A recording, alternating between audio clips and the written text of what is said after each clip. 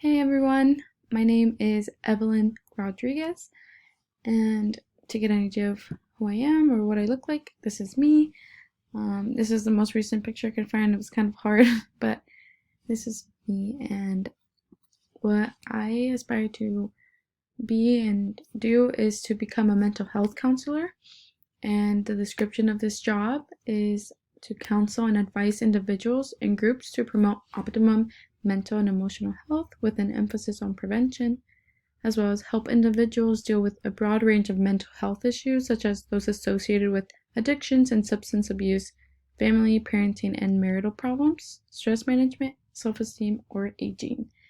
And some of the duties of a mental health counselor is assisting and caring for others, providing personal assistance, medical attention, emotional support, or other personal care to others such as coworkers, customers, or patients, as well as documenting and recording information, entering, transcribing, recording, storing, or maintaining information in written or electronic magnetic form, as well as establishing and maintaining interpersonal relationships, developing constructive and cooperative working relationships with others, and maintaining them over time, as well as getting information, observing, receiving, and otherwise obtaining information from all relevant sources. And another duty is developing objectives and strategies, establishing long-range objectives, and specifying the strategies and actions to achieve them. And there's many other duties and things that mental health counselors do, but these are just some of the main ones that I chose. And the required education for this is to complete a bachelor's degree in behavioral, social science, or psychology field, and I chose a psychology major, and also earning a master's degree in mental health counseling, and as well as completing a graduate and postgraduate internship experience for certification and licensure requirements, and to pass any required counseling exams for my license as well. And this, in relation to my 4-year plan, I plan on finishing my bachelor's degree in psychology at BYU, Idaho.